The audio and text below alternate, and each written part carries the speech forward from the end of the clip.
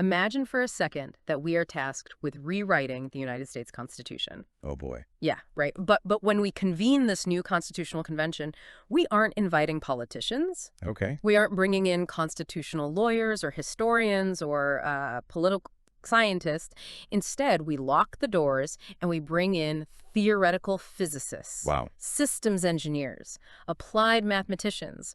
We toss out political ideology entirely. We just throw out the Federalist Papers, we discard 2 centuries of partisan tradition, and we replace the entire foundation of government with unified field theory and harmonic mathematics. Which is just a wild concept. It is. And oh, by the way, this new system, it is not designed to govern the agrarian world of 1787, nor is it designed for the digital world of today. Right, it's looking way further ahead. Exactly. This framework is specifically engineered to manage a society that has access to things like Stargate networks, temporal technologies, and civilization-scale star travel infrastructure. It is arguably the ultimate thought experiment. I mean, you have this collision of high-level physics, complex political science, and hard science fiction. And it's all meticulously laid out as a literal operating manual for a civilization. Yeah, it's incredibly dense. It really is. Yeah. But once you start seeing the patterns it suggests, it is honestly hard to look at modern government the same way again. That is exactly how I felt reading through it. Because normally when we talk about a diagnostic process, say, in medicine or mechanical engineering, there's an expectation of precision, right? Sure, yeah. Like, if your car engine is knocking, a mechanic runs a diagnostic, finds the misfiring cylinder, and points to it. The problem is physical, it's identifiable, and it can be fixed with a wrench. Right, it's objective. Exactly. But the moment you step into the world of governance, that precision completely vanishes. Our diagnostic landscape for political dysfunction is incredibly murky. It is driven by emotion, by historical grievances, by competing moral ideologies, and, tribalism. It is the absolute definition of diagnostic muddy waters. Yeah. I mean, when a piece of legislation fails today or when a government shuts down, you don't get a mathematical error code. Right. You don't get a check engine light. You get 2 opposing factions going on television, pointing fingers, and claiming the other side is morally bankrupt. There is no objective baseline for why the machine stopped working, which means the repairs we try to make are usually just temporary political bandages. But today we are looking at a document that claims to have built an objective diagnostic machine for human governance. It basically treats the dysfunction of our political system as a purely mathematical problem. Which is fascinating. It really is. So welcome to today's deep dive into the source material. We are unpacking a truly mind-bending 100-plus page structural blueprint called the TDUFT Operator Framework for Constitutional Balance. Yeah, authored by George James Dukas. Right. Copyrighted in 2026. And this text treats the Constitution not as some sacred, untouchable piece of parchment meant to be revered in a museum, but as a living mechanical engine. An engine that absolutely must be mathematically balanced to function, or else it literally tears itself apart. Exactly. The scope of what this author proposes is staggering. This isn't a manifesto suggesting, a few policy tweaks or a new way to draw voting districts. Not at all. It is a complete, ground-up, tear down and rebuild of the social contract. Yeah.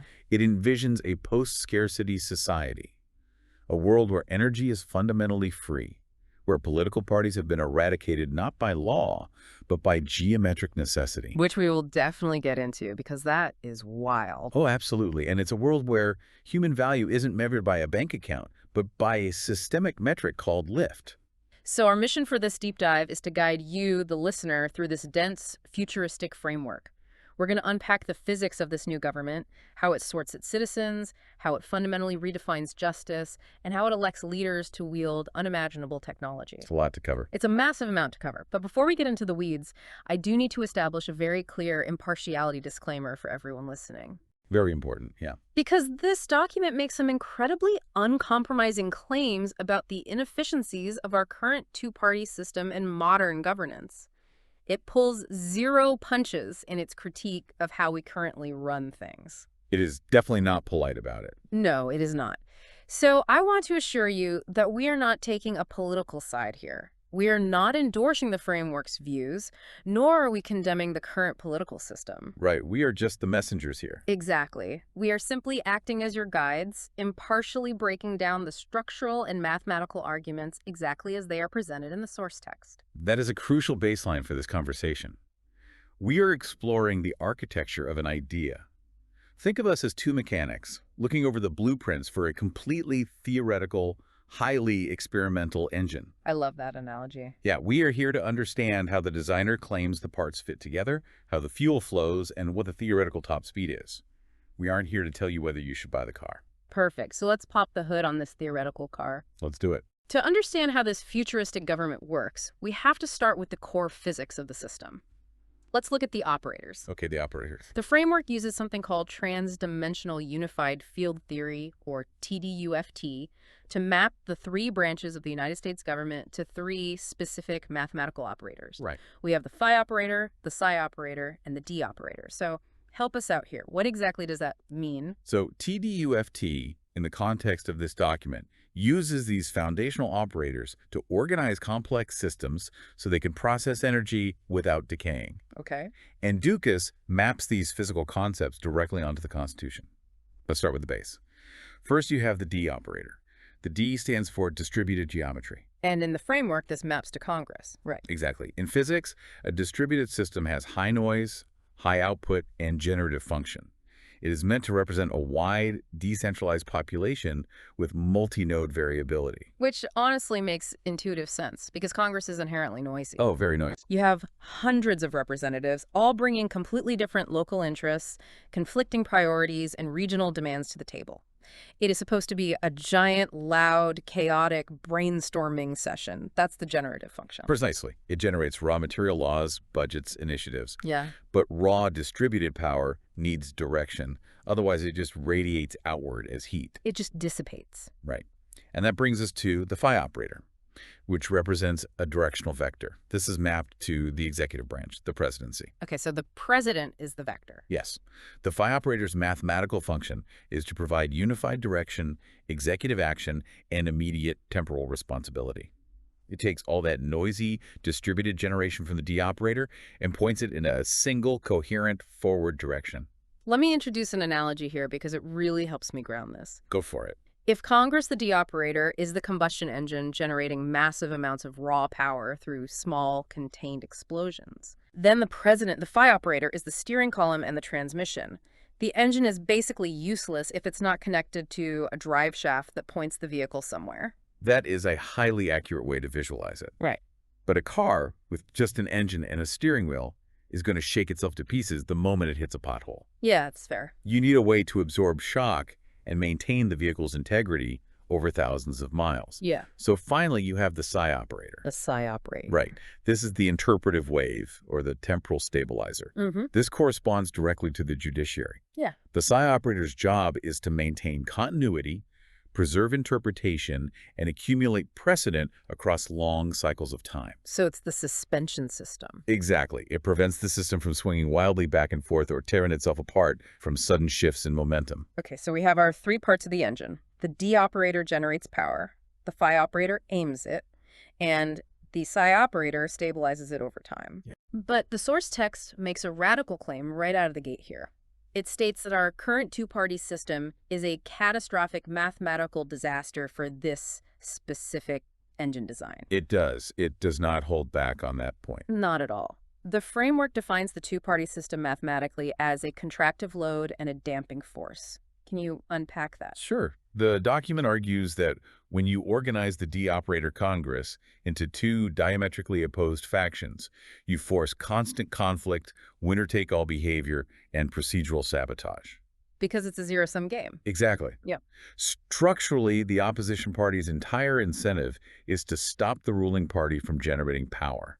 That structural friction is what they call the contractive load. Okay, that makes sense. And then you have the legislative reversals, the administrative whiplash that occurs every 4 to 8 years when an election flips power, treaties are shredded, and executive orders are reversed. Right, the pendulum swinging back and forth. Exactly. That constant loss of forward momentum is the damping. So going back to our car analogy, if Congress is the engine and the president is the steering wheel, the framework argues that the two-party system is essentially driving down the highway with the parking brake fully engaged. Yes. While two different people fight over the steering wheel, violently yanking it left and right, the friction is so high that the engine is just burning fuel without actually moving forward. And what makes this framework so unique is that it entirely removes human emotion or moral failing from this political gridlock. Hmm. It doesn't claim that politicians are corrupt or evil or inherently selfish. Right. It diagnoses the dysfunction purely as a geometric mismatch. I love that phrasing. It is so clinical. A geometric mismatch. It completely strips the morality out of politics. It's not that we hate each other, it's just that we are using bad math to organize ourselves. It's an incredibly pragmatic view. I mean, think about it. If the distributed base Congress is forced into an artificial binary and begins oscillating wildly between two extreme poles, then the directional vector, the president, becomes completely overloaded trying to manage that chaos. The steering column snaps. Exactly. And as a result, the temporal stabilizer, the judiciary, suffers from massive drag because it is constantly being asked to adjudicate extreme legislative whiplash rather than focusing on long-term constitutional continuity. Because everyone is constantly suing each other over the whiplash. Right. The entire geometry is misaligned. Okay, I see the logic there, but how does the math actually solve that friction? The framework says we should eliminate political parties entirely, but if you just ban political parties, does the engine suddenly run smoothly? I mean, people are still going to disagree, right? Right. Well, the framework addresses this through something called the TDUFT efficiency law. The document provides actual equations stating that structural efficiency is the product of two variables: conversion potential and bridge coherence. Okay, conversion potential and bridge coherence. By eliminating the artificial binary of the two-party system, you remove the forced division and the structural incentive for obstruction.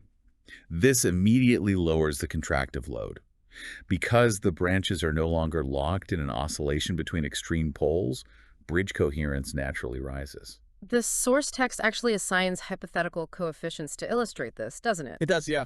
It states that under a two-party system, the constitutional efficiency is roughly at 0.51. So it is barely scraping past 50% efficiency. It is literally losing half its energy to heat and friction. And the output of that system, what they call lift, which we will define more deeply later, but essentially means durable social improvement, is sitting at about 0.73. But, and this is the kicker, the text claims that if you eliminate the two-party system and mathematically balance these operators, efficiency jumps to 0.76 and lift jumps to 0.90 higher. Yes. That is a 50% mathematical improvement in government efficiency just by changing the geometry of how people organize. That is huge. What the framework is arguing mechanically is that without the shortcut of a two-party binary, coalitions must form organically based on the issue at hand. Because you can't just fall back on party lines. Right. Shared power becomes a structural necessity rather than an ugly political compromise. This mathematically moderates the system. It means that when laws are passed, they have wider base support, meaning they actually survive administration changes, institutions endure over time, and the violent reversals simply stop happening. I mean, think about the day-to-day frustrations of watching the news. You see endless gridlock, massive spending with little result, and constant tribal warfare.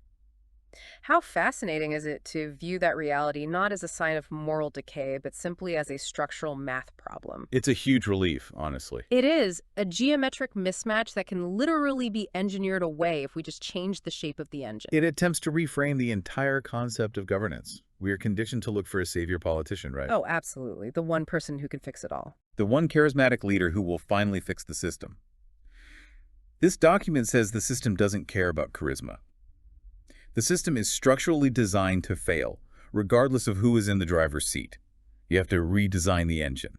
But before we can build this mathematically perfect post-partisan government engine, we need to look at the raw material fueling it. A fuel. Right. The individual operators themselves, the citizens.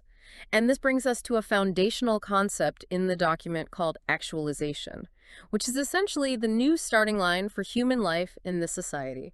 Actualization is perhaps the central innovation of this framework when it comes to the individual. The document insists that a stable constitutional order, this highly efficient engine we are talking about, cannot function unless it secures the conditions that allow every single individual to become capable and autonomous. The text defines actualization as a very specific threshold where a person enters adulthood. And it is much more than just hitting your 18th birthday. Much more, yeah. It is a strict constitutional commitment that no citizen begins their adult life with what the text calls Structural abandonment. To prevent structural abandonment, the framework guarantees free universal health care, universal and continuous education throughout a citizen's life, comprehensive social services, and expanded civil rights. Which sounds great, but I know some people listening are immediately going to think this is just a manifesto for socialism. Right, and it is vital to understand the lens through which the author views this.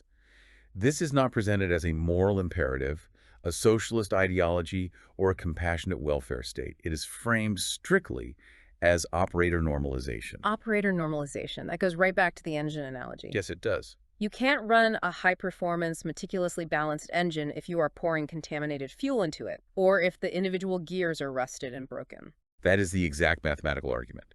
The logic is that a constitutional engine cannot possibly achieve high coherence if its individual operators, the citizens, are structurally abandoned, untreated for chronic illness, uneducated, or trapped in a constant state of survival panic. Right. You're asking them to do too much. The document argues that asking a citizen to participate rationally and responsibly in a democracy when they are physically sick or financially drowning is like asking a fractured gear to turn a massive wheel.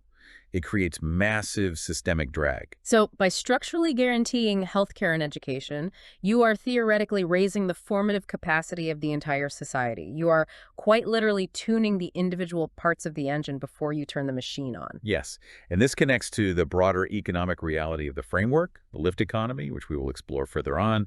But in this future vision, society has harnessed TDUFT energy. Energy is infinite and essentially free. Therefore, traditional scarcity has been eliminated. Providing advanced health and education is no longer a drain on finite economic resources. It is a structural requirement to lower contractive load across the civilization. Let's extrapolate on that for a second, because it's hard to wrap your head around. Imagine what a society looks like when basic biological survival is no longer the primary driver of human labor. Right. If a young adult doesn't have to work 3 jobs just to pay for insulin or spend decades paying off a student loan for a basic degree, if everyone starts at an equal, highly educated, perfectly healthy baseline, the sheer volume of human capital that is freed up is staggering.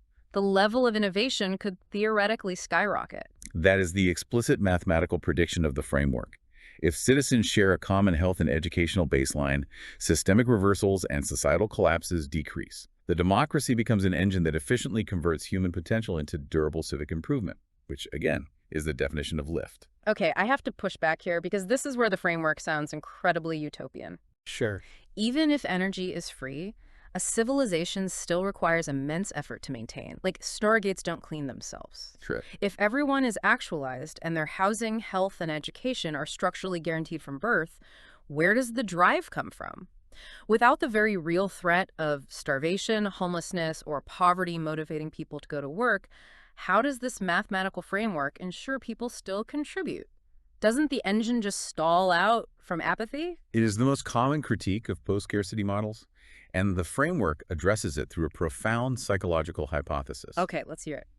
It argues that when you remove the contractive load of medical debt, educational disparity, and survival panic, you do not eliminate human motivation. You fundamentally change its nature. The drive shifts from survival to lift generation. So you're saying people will work simply because they want to improve things, not because they have to pay rent. That assumes a very, very optimistic view of human nature. It does, but it grounds it in structural incentives. Yeah. Remember, lift is defined as accumulated durable improvement. In a society where your basic needs are structurally guaranteed, work becomes uncoupled from sheer survival. Okay. It becomes tied to creativity, community development, scientific innovation, and civic stewardship. The framework posits that human beings possess an inherent drive to create, to solve problems, and to contribute to their communities.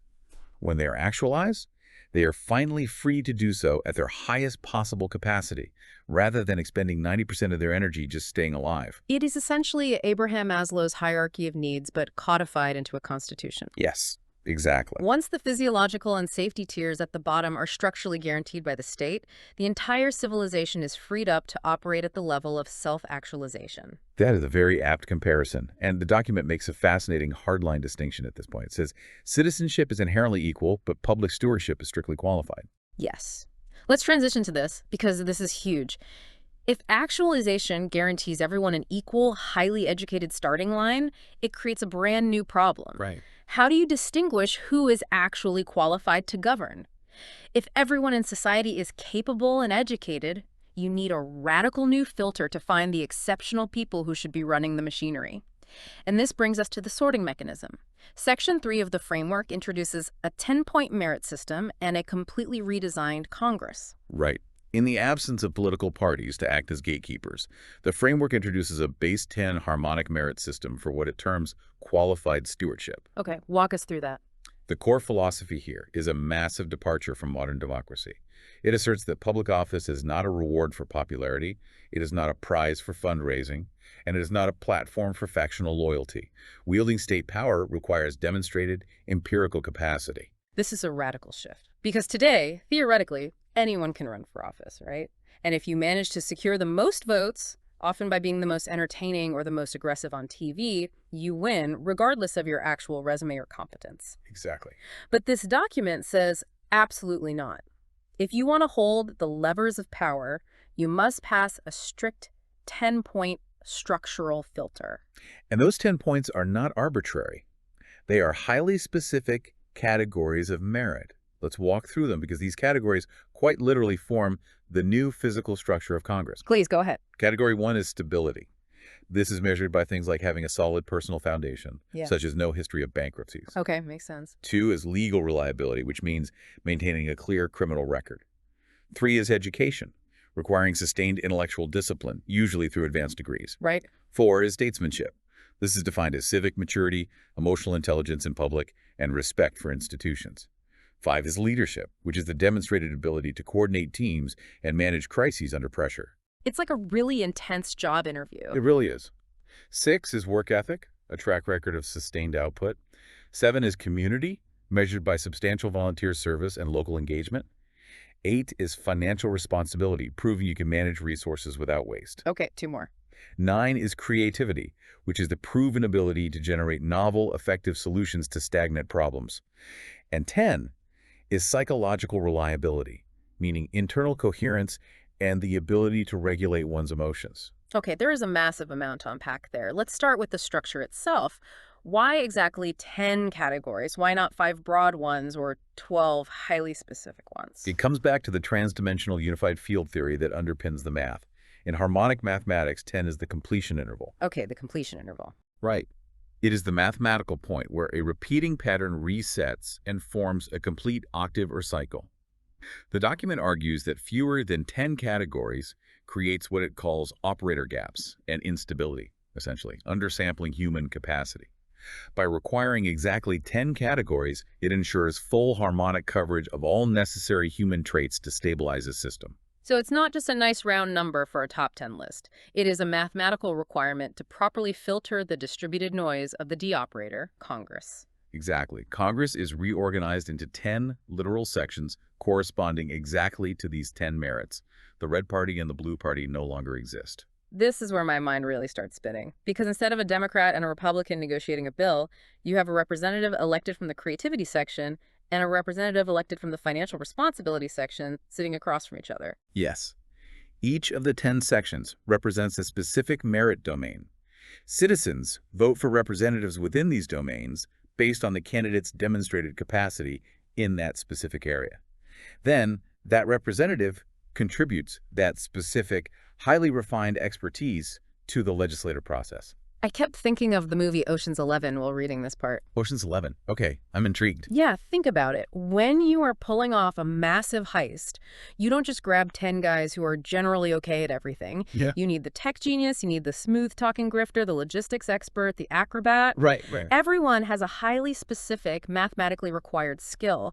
You can't pull off the heist, or in this case, pass a highly complex law, unless you have all 10 harmonic operators in the room, forcing their specific perspectives into the final product. It is a profoundly functional view of representation. The goal is to ensure that when there is disagreement in Congress, it isn't based on arbitrary partisan loyalty or donor demands. The disagreement is structural and necessary. It's supposed to be there. Exactly. The creativity section will inherently view a healthcare problem differently than the financial responsibility section. Mm-hmm. But because there are no political parties to enforce a gridlock, they are mathematically required to synthesize those viewpoints. The friction becomes productive, rather than destructive. I see the mechanical beauty of it, but I have to raise a massive red flag here. Okay, what is it? If you mandate that someone must have a flawless financial record, advanced degrees, and perfect psychological reliability just to run for office, aren't you creating an elitist technocracy? Yeah. I mean, aren't you effectively locking out a huge portion of the working class population from ever having a voice in government? That is the most immediate and glaring critique of any merit-based system, absolutely. Yeah. And the framework anticipates this argument and draws a very hard, uncompromising line. It reiterates, citizenship is entirely equal. You do not have to be perfect to vote, to voice your opinion, to access resources, or to live a highly actualized, fulfilling life. But public stewardship, the act of wielding the coercive power of the state over other human beings, is treated as a highly dangerous tool. The framework poses a counter-question. We would never allow an unqualified, unvetted person to fly a commercial jet full of passengers or to perform open-heart surgery simply because they won a popularity contest. Why do we allow them to run a civilization? So it basically treats governance as a highly technical, potentially lethal profession. Precisely. And we have to remember the context of actualization here. Right. In this society, education is free, universal, and continuous. Healthcare is completely free. The systemic poverty that currently prevents brilliant people from achieving these merits has been structurally eradicated. Therefore, the merit system is not filtering for wealth or inherited privilege. It is strictly filtering for demonstrated civic capacity in a society where everyone had the exact same starting line. Okay, that changes the context entirely. It's a fascinating mental exercise. I actually challenge everyone listening to do a mental audit of yourself right now. Look at those 10 categories again. Stability, legal reliability, education, statesmanship, leadership, work ethic, community, financial responsibility, creativity, psychological reliability. It's a tough mirror to look into. It really is. Which of those 10 sections of Congress would you naturally gravitate towards? Are you a creativity operator who comes up with out-of-the-box solutions? Or are you a stability operator who keeps everything grounded? It completely shifts the nature of civic identity. You are no longer defined by who you hate or who you vote against. You are defined by the specific capacity you contribute to the system. It changes the entire tone of public life from one of opposition to one of contribution. Okay, so we have assembled this incredibly competent, highly specialized 10-section Congress. They're generating laws using this harmonic balance, but even the best laws passed by the smartest people will inevitably face challenges. Circumstances change, disputes arise, and things go wrong. We need a system to stabilize the timeline when the engine hits a bump. We need the judiciary. And this brings us to Section 4, the 13-judge Supreme Court and rehabilitative justice. Right. So the judiciary operates as the psi operator. Its core constitutional function is temporal coherence. It is the gyroscopic stabilizer of the government. The suspension system we talked about earlier. Exactly. It prevents chaotic reversals, interprets the laws generated by Congress, and preserves precedent across long generational cycles of time. And the framework is incredibly specific about the geometry here. There must be exactly 13 Supreme Court justices. Not 9, like we have today. Not 5, not 15. Exactly 13. What is the mathematical justification for that specific number? It derives directly from the math of the TDUFT efficiency law regarding polarization pressure. Okay, polarization pressure. If you have a small court, say 5 or 7 justices, it creates extremely high polarization pressure. Every single judge holds an outsized percentage of the interpretive power. If just one judge retires or passes away, the entire interpretive wave of the country can swing wildly in a matter of days. Which we've seen happen. Right. The document defines this mathematically as high contractive load and high damping. It destroys the system's conversion potential because the system is constantly bracing for impact. Because everyone, businesses, citizens, state governments, is constantly terrified that the foundational laws of society might completely change overnight based on the health of one 80-year-old judge. Exactly. A 13-judge court, however, creates what the framework calls a temporal lattice.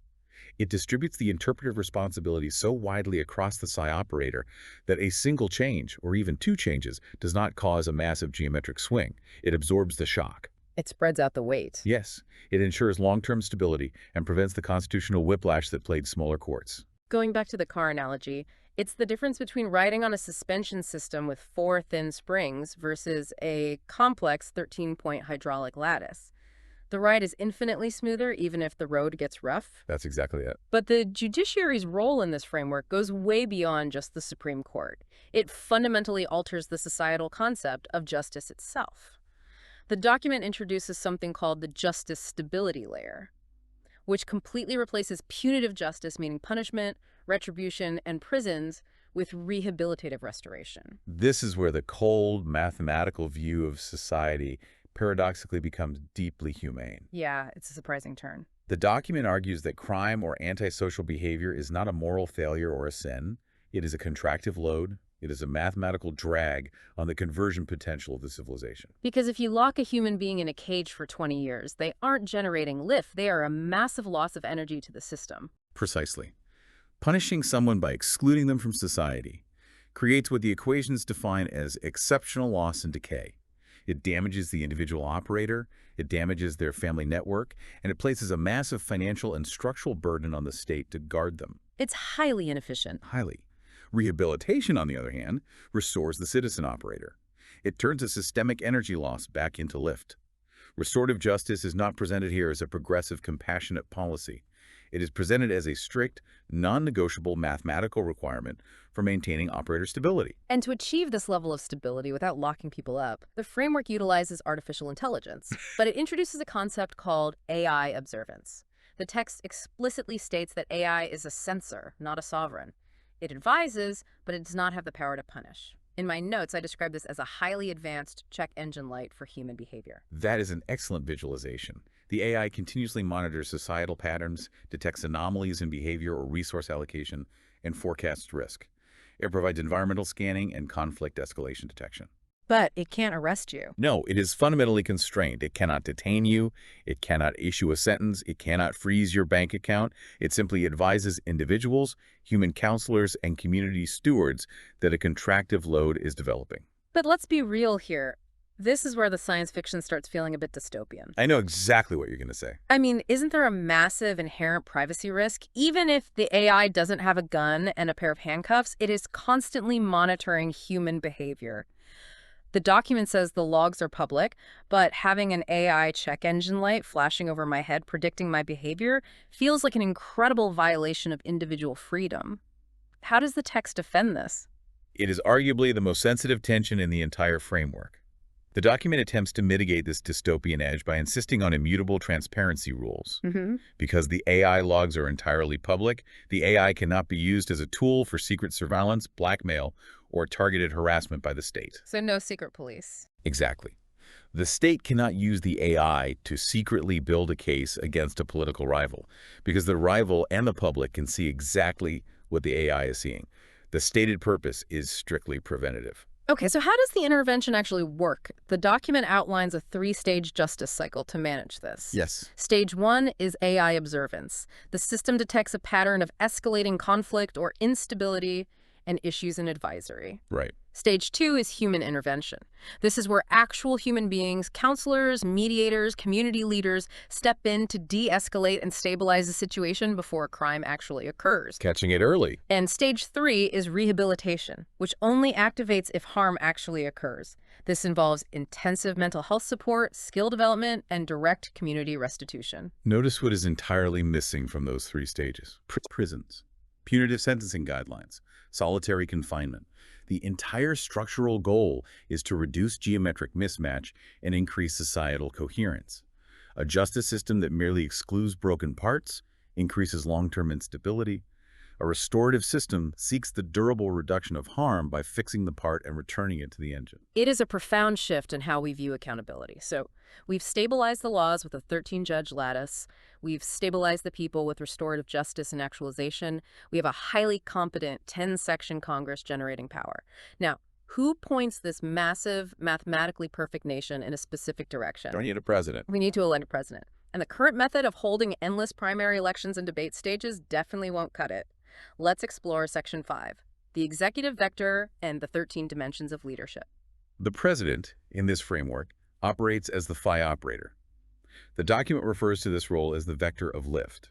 Because scarcity has been structurally eliminated by free energy, the president is no longer a manager of resource allocation or economic survival. They aren't just managing the budget anymore. Right. Their job is directional stewardship. They are responsible for coordinating massive, long-cycle national projects and maintaining coherence across all the branches. And to find a human being capable of that, the election process is radically, unbelievably intense. It is a gauntlet. It is no longer about who can raise $1 billion or who has the most charismatic television presence or who can deliver the best stump speech. It is a multi-tiered crucible of competence. How does this actually work? The process is designed to completely insulate the selection from factional capture. It starts at the state level. Each state Congress elects exactly one representative per state to advance. But they don't just vote for their favorite local politician. They're constitutionally required to evaluate candidates against 13 dimensions of systematic leadership. The 13 dimensions. When I read this section, it felt like an intense corporate interview process designed by a supercomputer, but applied to the highest office in the land. It is incredibly rigorous.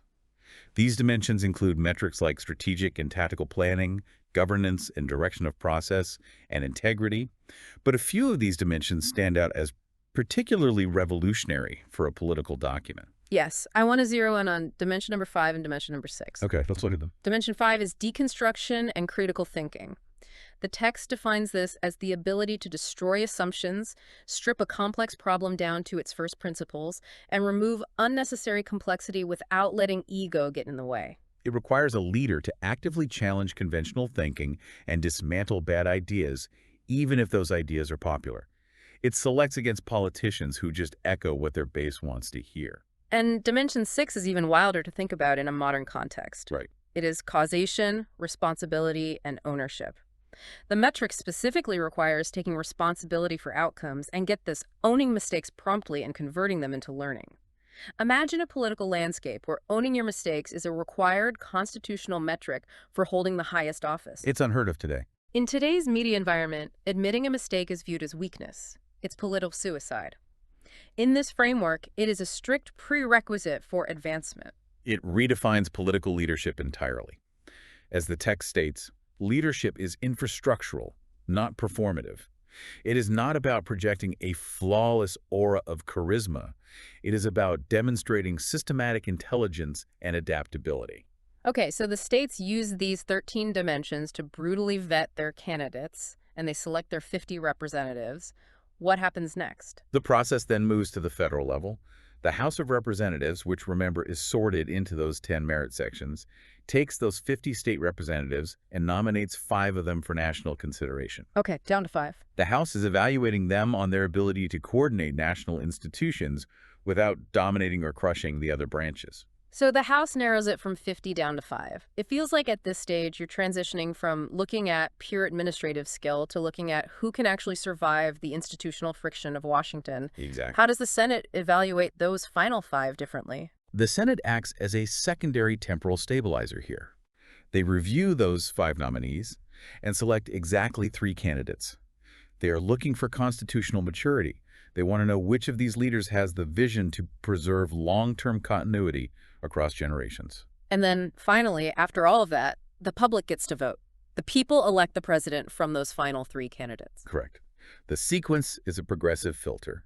State Congresses pick 50. The House narrows it to 5. The Senate narrows it to 3. The public makes the final choice among the 3. It is an intense, multi-stage constitutional crucible. By the time someone's name actually appears on the public ballot, they have been aggressively vetted by every level of government, evaluated across 13 dimensions of leadership, and scrutinized by the 10 merit sections of Congress. Yes. They have proven, beyond a shadow of a doubt, that they actually know how to build the airplane, rather than just giving a really inspiring speech to the passengers about how great flying is. It completely eradicates the media circus. The billions of dollars spent on campaign ads, the party primary system that caters to extremes, and the influence of special interest capture. But I have to ask the hard question here.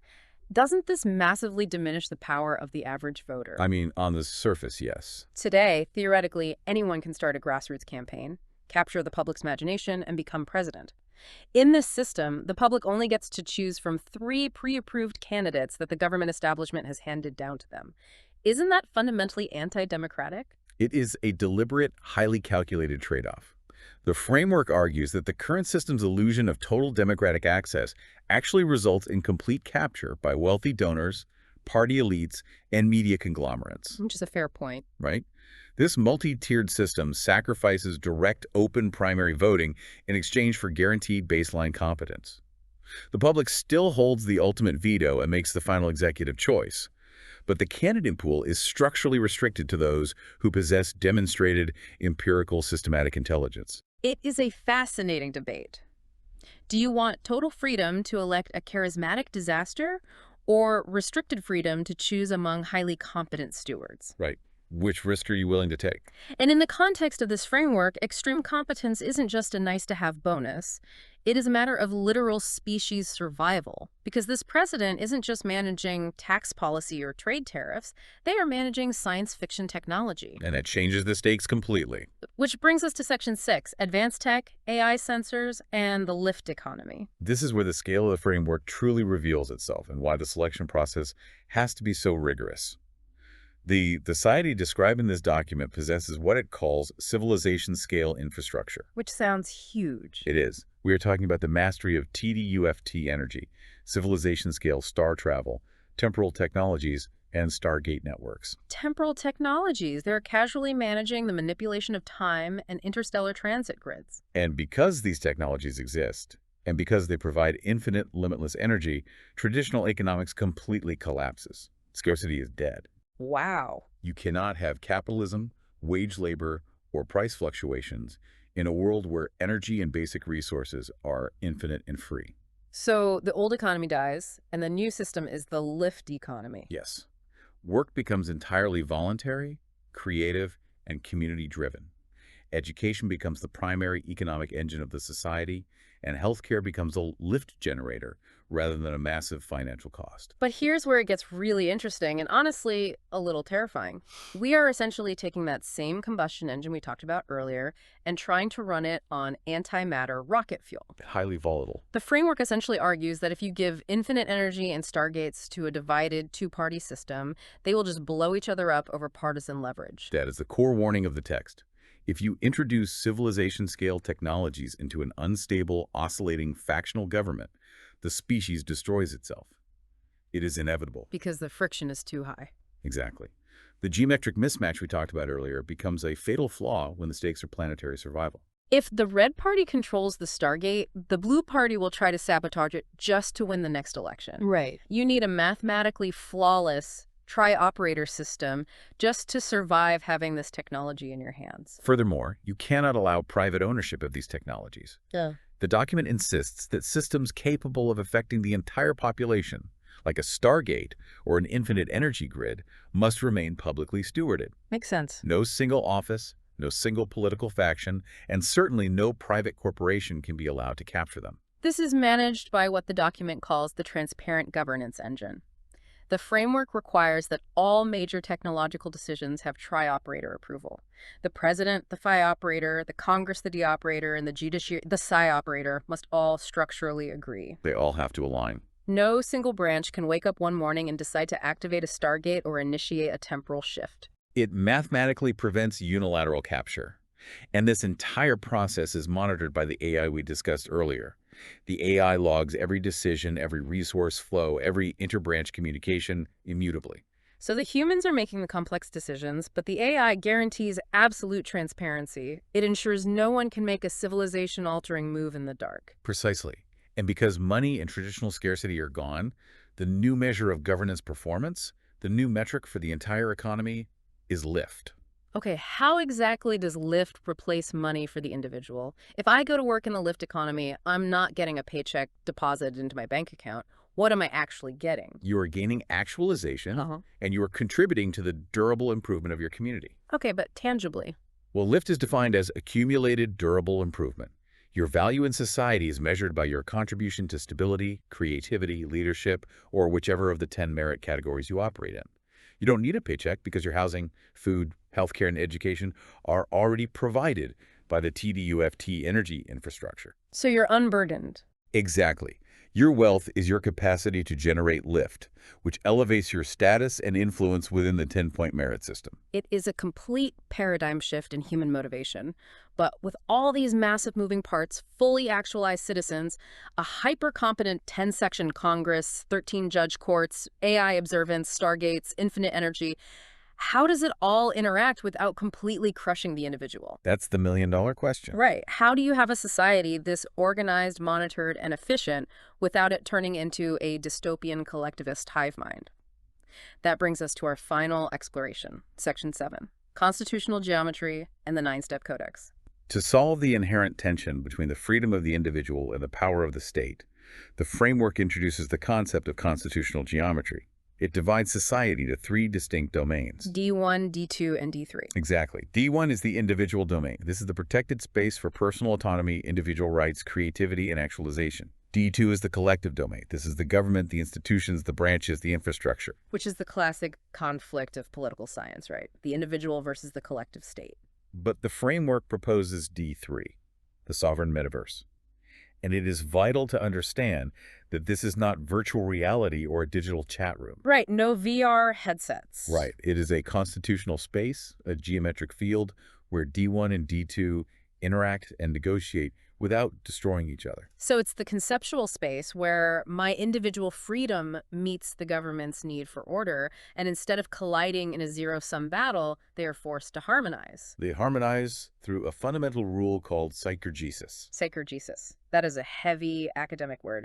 What does it actually mean in practice? It is the defining rule of the sovereign metaverse. Psychergesis dictates that individual capability and collective coherence must mutually strengthen each other. It attempts to mathematically solve the ancient political debate between hyper-individualism and state collectivism. In this geometry, they aren't enemies. It's a non-zero-sum game. Yes. The stronger the individual becomes through actualization, free education, and healthcare, the stronger the state becomes, because it has vastly better operators running its systems. Oh, I see. And the stronger, more efficient the state becomes, the more it can provide for the autonomy of the individual. They feed each other in a continuous loop of lift. So how does a raw idea actually become a law in this sovereign metaverse? How does an individual citizen in D1 get the massive collective government in D2 to actually do something? Through the Constitutional Codex, which is a rigid 9-step governance sequence. It is a precise, repeatable workflow for turning a public need into a finished, durable reality. Think of the 9-step codex like a highly advanced, multi-stage 3D printer for laws. That's a very helpful visualization. Let's walk through how a single citizen's idea moves through it. Step 1 is inception. The idea is generated by the distributed citizens and enters Congress, the D operator. So you put the raw plastic filament into the 3D printer. Step 2 is visualization. The executive branch, the Phi operator, takes that raw idea and turns it into a visible, testable model or policy framework. Step 3 is programming. The judiciary, the Psi operator, reviews the model and defines the constitutional boundaries and rights involved. The printer maps out the exact dimensions to make sure it actually fits the machine. Step 4 is deconstruction. All 3 branches review the model and violently strip away any unnecessary complexity, pork barrel spending, or inefficiency. Removing the excess. Step 5 is crystallization. The executive commits to a single, coherent, final form of the policy. It locks in the design and starts heating the filament. Step 6 is responsibility. The system assigns clear ownership, budgets, and timelines to specific leaders. Step 7 is the cycle. The initiative advances through practical review and iterative real-world improvement. So the printer is laying down the layers, adjusting slightly as it goes to ensure structural integrity. Step 8 is system momentum. AI and administrative systems automate the predictable, repetitive tasks to ensure the policy remains stable over time without needing constant human intervention. And finally, Step 9 is product. The final reform or law is completed and seamlessly integrated into national continuity. And out pops a perfect, durable law. But I have to ask, how does the sovereign metaverse guarantee that an individual doesn't just get swallowed up by this giant, efficient 9-step machine? What if the machine decides the most efficient thing is to restrict my D1 rights? Because of the underlying geometry, the process starts in D1, the individual domain. It moves through the D2 collective institutions via the 9-step codex, Right. but the final product must generate lift in D3, the sovereign metaverse. Okay, so it has to meet that criteria. If a law, no matter how efficient it seems, diminishes individual autonomy, it mathematically violates psychogesis. It lowers overall lift. Because it lowers lift, the judiciary, the psi operator, is structurally required to strike it down as geometrically mismatched. The individual is protected not just by a Bill of Rights, but by the foundational math of the engine itself. It is a breathtakingly intricate system. Okay, let's take a breath and recap the massive journey we've just taken. It was a long one. We have explored a vision of the future where the Constitution is no longer a static piece of paper debated by lawyers, but an evolving mathematical engine governed by physics. We have seen political parties completely replaced by harmonic merit sections in Congress. We have seen a 13-judge Supreme Court acting as a wide temporal lattice to absorb shock, and a justice system that entirely replaces prisons and punishment with restorative rehabilitation and AI observance. We've elected a president through a brutal, multi-tiered 13-dimension crucible of competence, ensuring they can safely manage stargates and infinite energy without destroying the planet. Right. And we've seen a post-scarcity lift economy where human value is measured by durable improvement, all operating within the non-zero-sum geometry of the sovereign metaverse. It is an incredibly dense, highly structured vision of how humanity might survive its own technological advancement by fundamentally re-engineering its social contract. And I want to remind you, the listener, that while the sci-fi elements, the stargates, the temporal tech, the infinite energy grids, while those are fantastical, the core questions this document asks are deeply relevant to our lives today. Absolutely. How do we balance power when factions hate each other? How do we select genuinely competent leaders instead of just charismatic performers?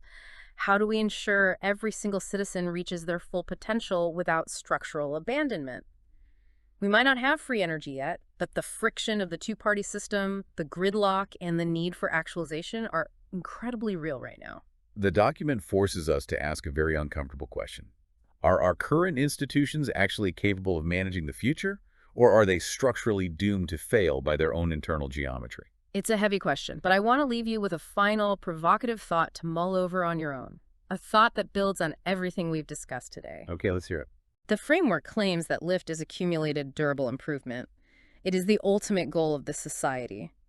But if a society cures all disease, provides infinite free energy, masters star travel, perfectly balances its government to eliminating all friction, and uses AI to prevent all systemic harm, what is actually left for humanity to improve? Does a mathematically perfect society eventually run out of lift? Exactly. Does the engine eventually just stop running because there is absolutely nothing left to build? Or does the human capacity to create mean that the ceiling for lift is truly infinite?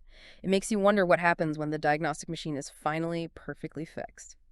Thank you so much for joining us on this incredibly deep dive into the TDUFT operator framework. We will see you next time.